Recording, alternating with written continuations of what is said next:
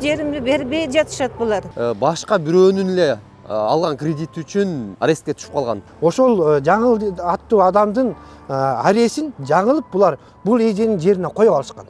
Уже баса албай да калдым. Эми аз күндө дагы 80ге барганда мени качан бүтүрүп? Ал накта карыз адам, мына карызы жок адамдын эмесине аресине коюп туруп, тигилер бүт жеринде отурган адамдарына кызыл китеп чыгарып берип коюшту. Барсам тияка бар дейт, бияка бар дейт, барып атып чарчап бүттүм.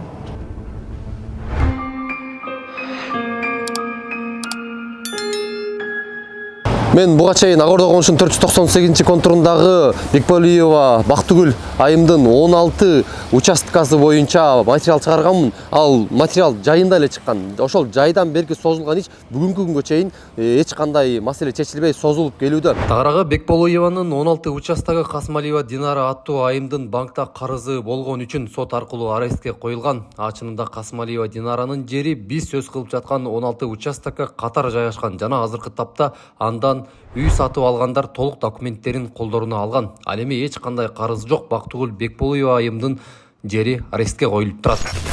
Кызыл китеп берилет дегенде менин жериме арестти коюп коюшуптур. Каяктан алып келип койгонун мен билбейм, ошону коюп коюшту. Менин жерим таза жер болчу, мен карап жүргөм. Мен эски илгерки чабан болчумун ошол жерде иштеген. Анан ошо өзүмдүн кайтарган жеримди мен кантип унутуп коем? Мен унутпайм аны. Берем дешет, эчтеке жок. Тиягына чуркап, биягына чуркап, чарчап бүттүм. Уже баса албай да калдым. Эми аз күндө дагы 80ге барганда мени качан бүтүрүп берет? Жасы 79-тунда жүрөм. 80 чыгайын деп калдым. Оозумда тиштен эчтеке жок, карып да бүттүм. Мен аябай кыйналдым ушул жер үчүн. Анда иш кандай болгон? Бекболиева Бактыгүл айымдын 16 участкасы башка бирөөнүн эле алган кредит үчүн арестке түшүп калган. Ошол аресттин айынан 16 үй бүлө бүгүнкү күндө кызыл китебин ала албай жабыркап келе жатат. Бул эжен менен кошо сосед турган, параллельный кошо турган бир жаңыл деген тоже жер саткан адам бар. Ошонун банкта бир нече 300 миңге жакын акчасы бар экен. Ошол арестке койгон экен банк аркылуу эмеден следователь менен. Ошол жаңыл аттуу адамдын аресин жаңылып булар бул эженин жерине коюп алышкан. Ал накта карыз адам, мына карызы жок адамдын эмесине аресине коюп туруп, тигилер бүт жеринде отурган адамдарына кызыл китеп чыгарып берип коюшту.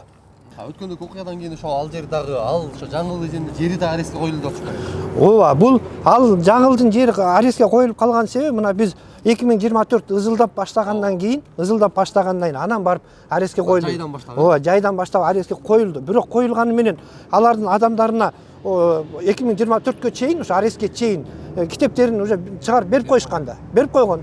Ал айрды кайра арестке коюу бесполезно эле. Макул эми. Анда бул сокулуктагылар чын эле ким карыз экенин, кимдин жери экенин тактап, силер ызылдап ызы чолгондон кийин арестке коюптур да. Ооба. Эжекеникин автоматтык түрдө аресттен чыгарыш керек келет. Негизи мыйзам боюнча ошондой. Рас ошол арест өзүнүн немесин катасын таап, кайра ордуна баргандан кийин анда бул эженикин автоматически немеден чыгарыш керек эле, аресттен.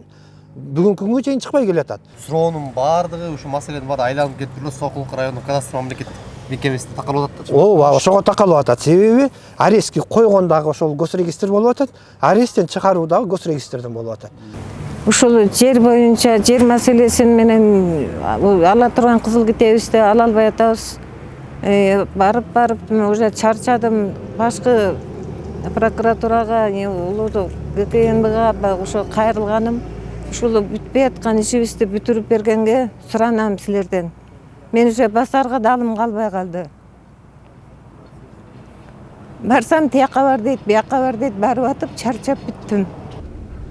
Бул иште күмөндүү жагдайлар көп. Мисалы Касмалиева Динаранын банкка карызы болгон үчүн Бекболиева Бактыгүл айымдын жери арестке коюлуп калышы, андан соң Бекболиева коомчулукка чыгып, жерин туура эмес арестке койгон органдар боюнча айтып чыккандан кийин гана Касмалиева Динаранын жери тез арада арестке коюлуп калышы дагы күмөн ойду жаратат. Бул чыгарылышта дарексиз коюлган арест боюнча маселе бар экендигин гана чагылдырдык. Кийинки бөлүктө биз бул иш боюнча толук журналисттик иликтөө жүргүзүп, мыйзамсыз фактлардын бетин ачып беребиз.